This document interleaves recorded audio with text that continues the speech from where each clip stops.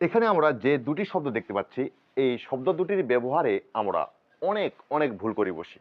শব্দ দুটিকে দেখতে একই রকম হলেও ব্যবহারের দিক দিয়ে, অর্থের দিক দিয়ে, গঠনের দিক দিয়ে এবং উচ্চারণের দিক দিয়ে এদের মধ্যে অনেক অনেক পার্থক্য রয়েছে। তাই আজকে আমরা এই দুটি শব্দের ব্যবহার, উচ্চারণ এবং গঠন সহ জেনে নেব, যাহাতে আমরা আর ভবিষ্যতে কোনোদিন ভুল না করি।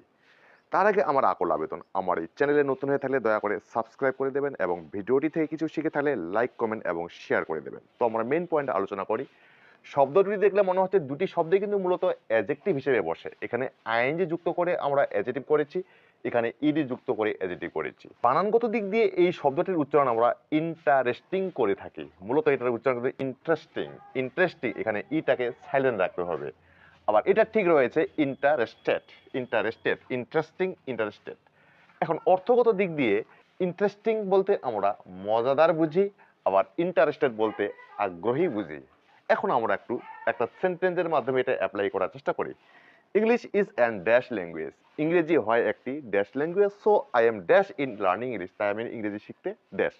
অর্থাৎ ইংরেজি হচ্ছে একটি মজাদার ভাষা, তাই আমি ইংরেজি শিখতে আগ্রহী।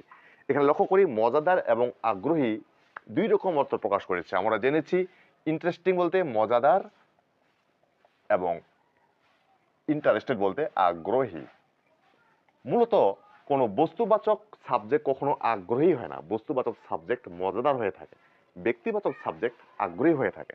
আমরা যদি English is an interested language বলি তাহলে কিন্তু ভুল বলবো। এখানে আমরা করতে হবে মজাদার ভাষা, ইংরেজি একটি মজাদার ভাষা, তার জন্য আমরা ব্যবহার করবো ইন্টারেস্টিং। ইন্টারেস্টিং।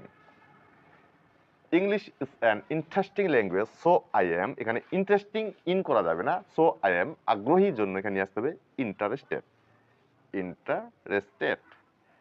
এখানে যে লক্ষণীয় বিষয়টি হলো আমরা শর্টকাটে যে নিয়মটি জানতে পারি। এখানে ইন্টারেস্টিং এবং ইন্টারেস্ট কখন কোনটা ব্যবহার করব, যদি সাবজেক্টটি মূলত বস্তুবাচক হয়, অর্থাৎ বস্তুবাচক সাবজেক্ট সাধারণত মজাদার হয়ে থাকে, তার জন্য আমরা ইন্টারেস্টিং ব্যবহার করব। এবং সাবজেক্টটি যদি ব্যক্তিবাচক হয়, ব্যক্তিবাচক কখনো মজাদার হয় না, ব্যক্তিবাচক আগ্রহী হয়, সেক্ষেত্রে আমরা ইন্টারেস্টেড ব্যবহার করব।